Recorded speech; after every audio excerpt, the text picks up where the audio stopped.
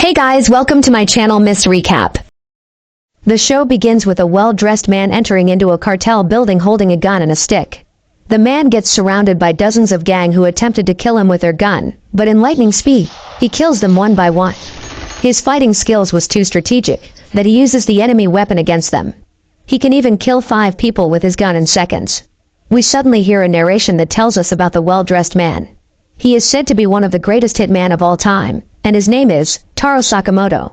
His prowess was unmatched, all evil men feared him, and all hitmen revered him. But one day, when Taro went to get something at the mall, he sees a girl and falls in love with her at first sight.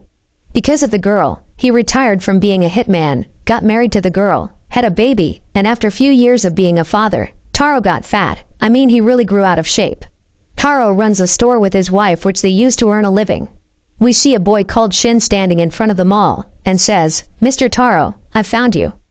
Inside his store, a kid draws on his glass, and asks Taro if he's going to get a free juice if he hits the bullseye. Just as the boy keeps trying after missing so many times, his bag opens, and a black ink comes out from it, and slashes on a customer who just entered the shop. The customer gets so angry about this, and grabs the kid to punch him, but Taro stops the impending punch of the man, and stabs his throat with a pencil. It turns out all these was just Taro imagination. He is retired from being a hitman, but being a hitman hasn't retired from him. Taro had politely apologized to the customer who calms down and leaves. Shin is impressed because he actually saw what Taro was thinking, ballpoint pen to the carotid artery. He tells Taro that it's been a while, and introduces himself as Shin the clairvoyant. He is a hitman that can read minds. Shin reads Taro mind again and sees his head being smashed to a wall, so he gets furious on how killing him was the first thought that got to his head. They later go outside to eat and we find out that Taro and Shin used to be partners. They both belong to a hitman group. Shin begs Taro to rejoin their League of Assassin group, because he's wasting his talents just running a convenience store. Taro tells Shin his mind is made up. He doesn't want to be a hitman again. Shin reminded him that back in the day, the worst of the worst feared him. They called him the legendary assassin, but now he's just a fat old man. Shin brings out his smoke and just as he's about to light it, Taro cuts it into 2 in seconds, and shows him the warning sign, that no smoking is allowed at his store. Just as he tries to convince Taro again, a man riding a bicycle interrupts him, and begs Taro to help him with something. In Shin's mind, he feels the man could be a disguised person, who wants Taro to kill somebody, but he gets disappointed after seeing the man just needs Taro help, in plugging some fruits from his tree, and he is also seen solving people's problems.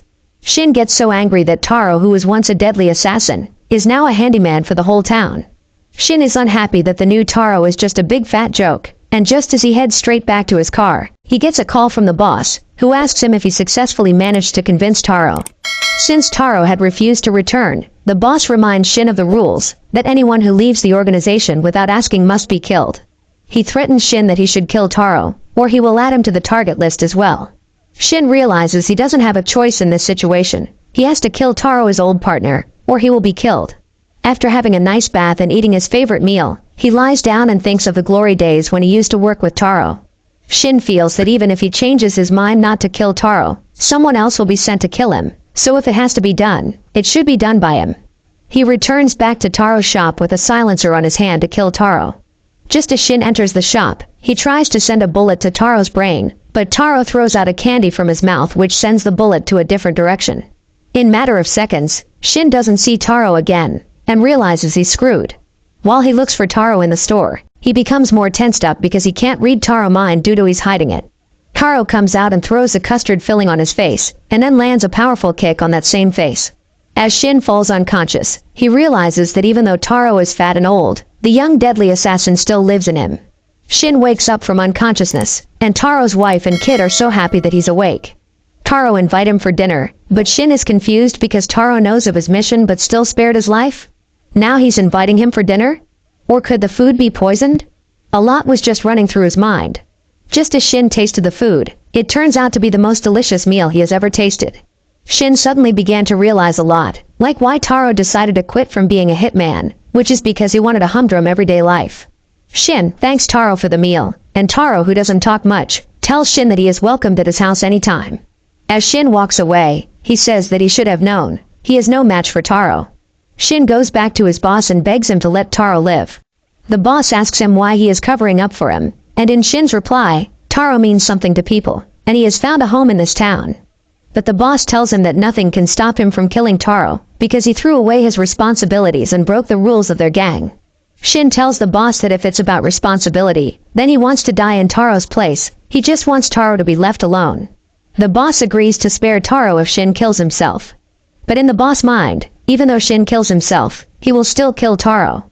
But they actually forgot that Shin can read minds, and he heard everything the boss said in his mind. The boss commands his men to kill Shin. The men found it really hard to kill Shin, because due to his mind-reading abilities, he could tell their next moves. The boss tells his men not to get too close to Shin so he won't read their minds. On the other hand, Taro presses a red button in his store, and his store suddenly transformed to a place surrounded with all kinds of weapons. According to the boss' suggestion, their plan works, as they had Shin on gunpoint, but fortunately, Taro shows up and attacks the men. Against heavy guns and samurai blades, Taro uses an ordinary chopstick to fight the men. With a lightning speed, Taro kills both the boss and his men with just one strike, while Shin is left stunned. Shin asks Taro how he was able to find him, only to realize that Taro placed a tracker on his gun. Shin tells Taro that he doesn't have to worry about him anymore. He already made up his mind and he's leaving town, but Taro throws an apron to him, and tells him that he will get 800 yen per hour if you work overtime at his store with him. Shin is frustrated with the work at first, but suddenly began to adapt. After they were done making a lot of sales for the day, Shin tells Taro that even though he is retired, he's still the best when it comes to combat. He almost killed all the men with a single blow. Taro's wife, who is busy mobbing, hears what Shin was saying and asks Taro if he is going back being a hitman again. His wife flares up and tells him that she is going to file a divorce if he breaks the family rule. In Taro's mind, he is seeing stabbing Shin on the neck for not keeping his mouth shut, leaving Shin, who clearly read minds, to complain that he should stop killing him in his mind. He takes Shin really far away from the shop, to a huge market area called Nikita Chinatown. Taro brought Shin all the way to this place to buy a very expensive heavenly pork buns, which he intends to use to appease his wife for breaking the family rules. Just as they head back to the store, a girl bursts out from a 4-story building and lands on Taro, ruining the heavenly pork he bought for his family. It appears the girl is being chased by some men wearing a suit, but we don't know why. While Taro thinks on how upset his family is going to be, Shin sees the girl defending herself from the men, and she's using a combat skill called Tai Chi. The strongest amongst the men holds the girl from the back, capturing her. The men try to firstly cut off the girl's legs so she won't be able to run, but Taro and Shin defends the girl and assist her in beating the men to unconsciousness. More men shows up to attack them, but Shin and Taro runs away, carrying the girl on his back. The chase continued, but eventually, the men got tired and stopped. The men in suits report back to their boss on how they failed to capture the girl, because of the 2 men that helped her. The boss grows angry. He killed her entire clan, tracking her down, and if she disappears, everything they have sacrificed to get her will all be for nothing. Since his men are damn useless, the boss calls in 2 dangerous psychotic assassin brothers called Bacho and Sun-hee. We find out that what the boss needs from the girl is the key in her possession. Once he has that key, he will be able to rule all of the black market. While escaping, Shin and Taro finds out the girl is the daughter of a mafia family, and not just any mafia family, but the Liu clan. The girl shows them the key, which is the reason they are after her. It's the key to her clan's hidden vault, entrusted to her by her parents.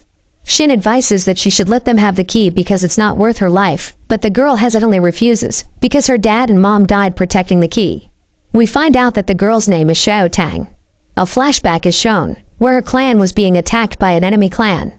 Xiao Tang mom hangs the key on her neck, and while her father holds the enemy off, he clears a route for her to escape.